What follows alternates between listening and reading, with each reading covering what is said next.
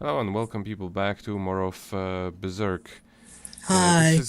This is going to the final stretch once it actually loads, and this is gonna be a very frustrating dungeon. この奥がトロールどもの巣です。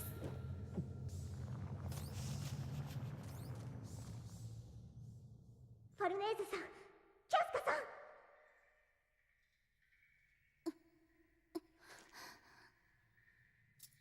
シールケさん、ここは一体。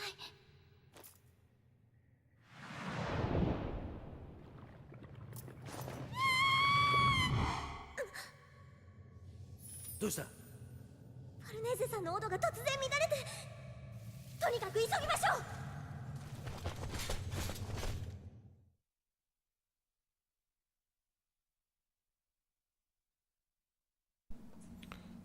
So yeah, キャスカ、無事でいてくれ。 The Troll's Nest. oh yeah, it's a very annoying dungeon. By the way, all of those are located on 3 different levels. Which Wow. which one's the one? Well, your guess is as good as mine. And first and foremost, the first time you get here, you don't have the map. Dang. So you have, I have basically explored everything here. The last time I was playing the game. This dungeon is basically one of the main reasons why I even did the.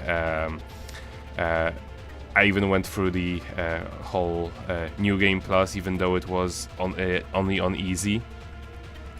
Because I just didn't feel like doing the whole thing all over again, blind from scratch. I don't Just blame this you. dungeon mostly, because like you'll soon see there is like no clear indication where goes what. Right. Like where a level begins and where a level ends. And the only indication where you go when you go here first time around is just that you have those 2 locations. However, each one of those locations has like 2 levels to it, because fucking hell. Yeah, that was a thing. My internet decided to not exist anymore, at least not in the ways that we think of it nowadays. But yeah, this whole dungeon is a mess. Like both, in any conceivable way, nobody should ever make something like that. It wouldn't be so hard if you could actually zoom onto the map when you're on the pause menu. Yeah. That would actually make it bearable. But no, that's not a feature we get. Because like a zoomed in map actually has enough detail for you to know like which like crossroads actually intersect with one another or are on different levels. You can tell because there is like a pixel wide line of darker color, like for example here. Right. But when you zoom it out, it's just too small for you to notice. Yeah, I can just barely tell that there's a bit of a difference in the terrain, though. I think some games, even on the PS2, didn't they like either have like a different color for different levels of elevation, or have it to where you could like move a dial up and down to like raise what yeah. level you were looking at? Even PS1 games, or I know that even like some no, like this is just badly designed. It's not something that they needed to be, say, they needed to invent something or whatever. It could have just easily been done with the use of colors. Yeah. Or at least like mark the intersecting sections. Like, well, no, I mean make it easier to see which goes under what and above what, because like a clusterfuck like what I just passed is impossible to tell. Even when you're on it, you can't tell because of the camera angles, and even the map doesn't tell you much. Right. I guess Or that's like why here, they for call ex- this the troll dungeon. Yeah, and they invented it. And see here, even on the mini map, you can't go above on that, and it's impossible to tell. Exactly, yeah. I was looking at it too, and I'm just like, wait, why can't we go up there? Yeah, and here are the. This is actually a pretty interesting thing in this whole thing. Whenever there's like a mountain, there is gonna be trolls just randomly throwing rocks at you from the mountain. Yeah. It's a pretty cute touch. Yeah. Like, I mean, they don't really do enough damage to be a problem. But yeah. Here there's gonna be like a little scene, and this is お二人のオドに近づいています。急ごう。 a change of music. It seems just so slow when you're not sped up anymore. Yeah, I was just like, I almost thought that you'd like turned on the slow-mo on it. Nah, that's just something that always happens when you watch a sped up video and then just turn it to regular motion. It just seems unnaturally slow. Yeah. Even though it does play at the right speed and everything, because if it weren't, the interlacing would not work correctly. Right. I've actually checked that. And it does actually, like, interlacing does mess up in this video at a couple spots simply because of the speed up. Yeah. But who the fuck cares? Would you rather that this part was 2 hours long? Exactly. Because most of this, what I've shown so far, was at 3 times speed. Did it really take 2 hours for you to get through it all? 無事でいろよ Nah, not 2 hours. I'm exaggerating, but at least like at the very least like almost an hour, if not an hour and something. Yeah. In any case, it's not something you would want to watch as a whole. Here I did change the speed up a little bit, simply because I wanted to get this song to the very end. Right. オドに乱れが。二人が危険です。早く行かなきゃ。 キャスか Because it is a pretty kick-ass song. Yeah, it's pretty good. I like it. It's from the Dreamcast Berserk. I need to play that one. I need to get a Dreamcast. I wouldn't say play it, watch it. It's pretty interesting, but it's like terrible to play. Not because the only thing they really designed badly in it was the damage distribution and how your sword bounces off of the walls. Yeah. But the story itself and the cutscenes and the graphics are really, really good. Yeah, I've heard it's pretty bad, though I still want to at least try it. Watch.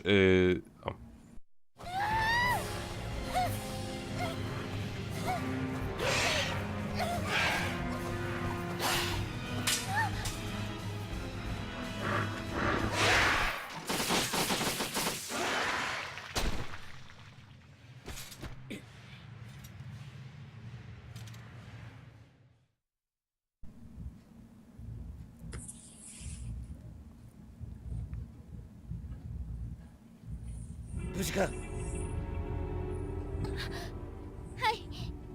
ファルネーゼあんたのおかげで随分と救われてる感謝してるいえ。とりあえずこいつらを始末するか But yeah, what I was about to say, just if you're interested in that game, just watch a playthrough that a YouTuber called Super Great Friend did.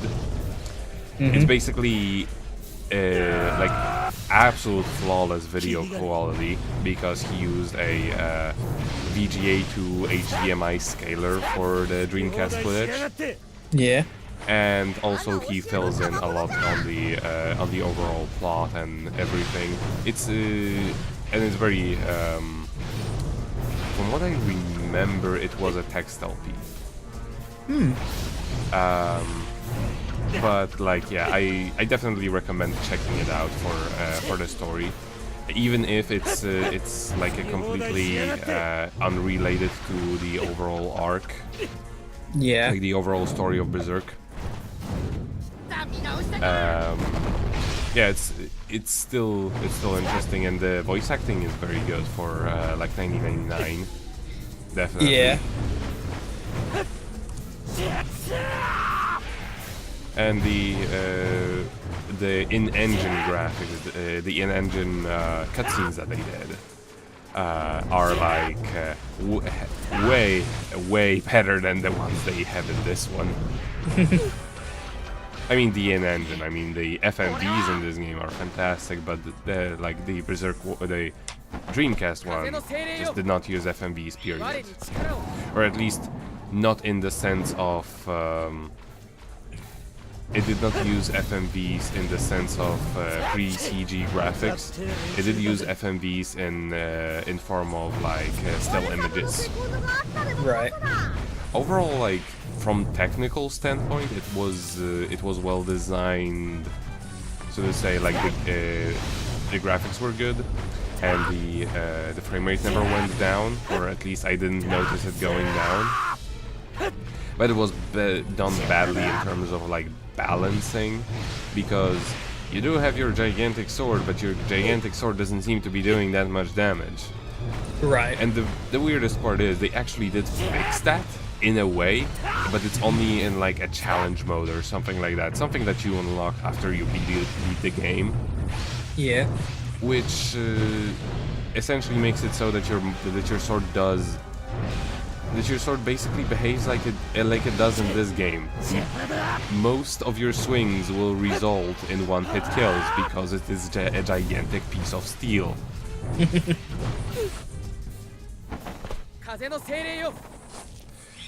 This time I actually used it by accident. No, actually no. Every time in this place, every single time I see a crossbow user, a crossbow troll, it's just like, I hate you so much, I hate everything.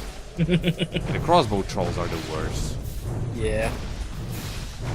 But yeah, overall, everything just goes under your sword and everything gets killed. Also, that's another thing. In this game, every single objective is kind of kill this many dudes, but we'll always provide you more coming. Yeah. And everything you need to kill, like, you know, kill this much in order to progress forward. They will always be in like an enclosed area. Whereas the Dreamcast game will just put them willy-nilly all over the place, and you have to like track down the one guy that you missed. Once you find out the objective is to kill fucking everything. And as the thing that I mentioned already a bunch of times, sword bouncing off of walls in a game about a guy with a gigantic sword. That's a bad idea. Yeah. But yeah, definitely worth checking out as, like, watch it. Don't. It's... and one other thing, like, the soundtrack is definitely much better than in this game. In this game it functions, it's like, sets the mood very well, especially in the snowy level is very memorable, but overall most of the tracks, there is much less music as far as I can tell. A lot of tracks get reused a lot of times, and just they work for the game, but there aren't something that you're going to put on your MP3. Whereas with the Dreamcast game, I did go out of my way to rip every track from the ISO and put it on the internet for people to download and on my MP3 so I could listen to them. I had to do it twice because I learned about the uncompressed sound files and how they are so much better. Yeah. At first I didn't, I was like, yeah, I'm not gonna care, this is a freaking Dreamcast game. But then I was like, then I looked at every single thing that I had on my MP3 and I was like, oh fuck, everything is uncompressed. What have I done?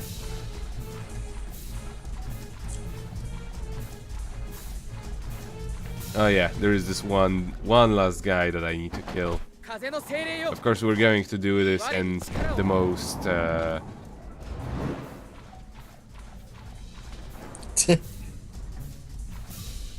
the slowest possible way.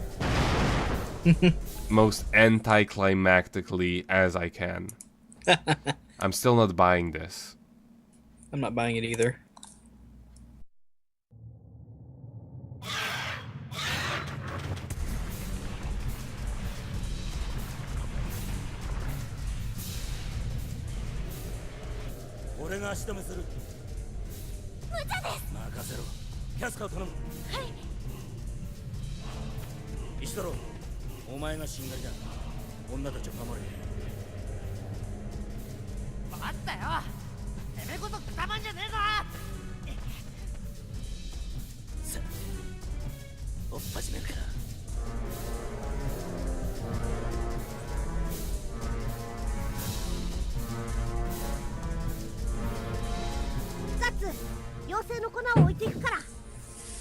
You see? This is why Puck is the best character. Yeah. He took the time to give you a nice present. Yeah, exactly. It's just too bad that it doesn't have a fabulous animation whenever you use it. Yeah.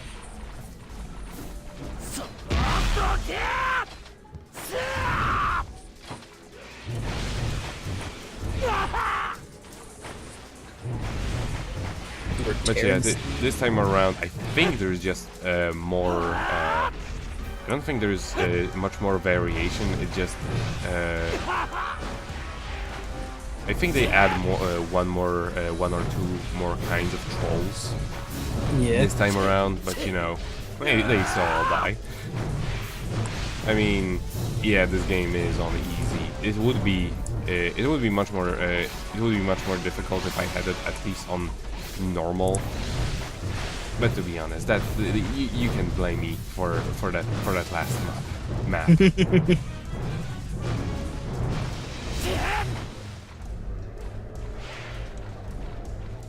I mean, to be honest, I didn't know at first when I started the New Game Plus. But I noticed, like, the moment I went into the first level, and I was like, well, I already have this map explored. That's convenient. And then I just could not change the difficulty. Yeah. But oh well. All it really does, as far as I can tell, is make the enemies a lot more aggressive. Right. Which does make sense why they give you so much health in this game. Yeah. But to be honest, like when I was mostly going for like completing the story and showing off the cutscenes and stuff like that, and getting through everything as fast as possible. So I didn't really stay at many places and just grind it. Right. At least not too much. Yeah, I feel you. I mean, normally it wouldn't be a problem because grinding in this game is actually fun. Right. Especially once you get into an area that has like 3 or 4 types of enemies. Because they are designed to get under your blade and just let you continue your combo very easily. And besides, it's done in a very pleasing way. as pleasing as a splatter of blood can be. Yeah. But yeah, like I would just have to do, if I wanted to just show off the story as fast as possible, I would just have to stay at like out of after completing each chapter. I would just have to stay at the save point and grind. Right. Which, considering that I mostly do like a whole chapter at once, it'll just be kind of tedious.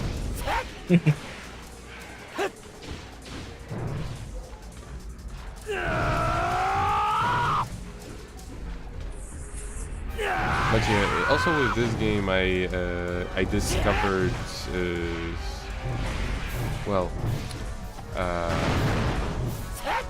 like with checking out what the different rendering methods they used for the PS2. Because like different games react differently depending on what rendering methods they used for them. Right. With different programs that force progressive scan. Like this game is pretty interesting because it uses a weird mix of both. That it like creates the entire image of the game within like its back buffer, like it holds the entire image, but it feeds the screen like halves of the image, like upper half and lower half, like in order to create the whole thing. Which sometimes causes glitches when the game actually starts dropping frames, which happens rarely, but it does. Another game that does the same thing I noticed recently is Baldur's Gate: Dark Alliance.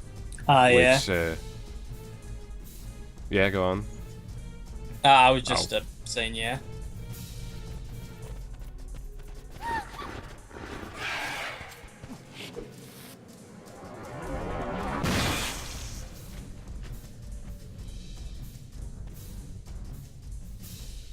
First one. I see. But yeah, Baldur's Gate Dark Alliance has a similar thing, except a lot more extensively. Once there is way too many things on the screen, it just like the whole screen starts to stutter. But the interesting part is like the whole screen just goes up and down violently when you're using too much magic and there is way too many enemies on the screen. Which, hilariously enough, the game doesn't actually slow down. It's just designed to go it's designed to go faster once the frame rate slows down, so to say. Yeah. But yeah, it's the screen still starts to shake violently. This game only does it rarely, but it also comes with the fact that they did make it run at 30 frames for a reason. But yeah, that method, sadly, at this point, they still haven't figured out how to force games like these into progressive scan. Because it will just make a very messy image with another program, or just give you half resolution. Right. There are some games, like for example Tales of the Abyss, where they just don't really change much between the buffers. Like it creates an entire image in the back, and it also kind of sort of feeds the entire frame to the TV. It only just displays every other half of it. It's a little bit weird, but in that regard, like even though Tales of the Abyss doesn't really drop frames, if it did, the screen would not start shaking ever. Yeah. But yeah, it's pretty interesting. There are a lot of the method this game used is like they used it rarely, and they only ever used it for games that ran at 30 frames. Simply Yeah. because of that issue of stuttering and to avoid the same thing. Dark Alliance, as far as I can tell at the very least, runs at 60, and that basically, and also it's like one of the 2 games on the PS2 that has anti-aliasing, which is very interesting how they did it, because they essentially just load the place where you're looking at and nothing else. Right. Which you can see when the camera during some cutscenes moves slightly faster. You can see that it loads in parts of the ground as the camera goes on. Yeah. It's pretty interesting how they went about these sorts of things, you know, limitations.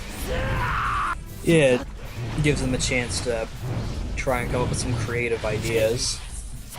Yeah, it's like they wouldn't put into the really, yeah, they wouldn't really need to come up with those creative ideas if Sony actually decided to give more than 4 megabytes of video RAM onto this machine. Yeah. Because that just is a really laughable amount. It was even back in the day when they first made it. Hell, even the Dreamcast had twice as much video RAM. This is partially one of the reasons why a lot of Dreamcast games just look a lot smoother than most PS2 titles. Yeah. Even though they have a much lower polygon count, they were able to apply like actually higher resolution.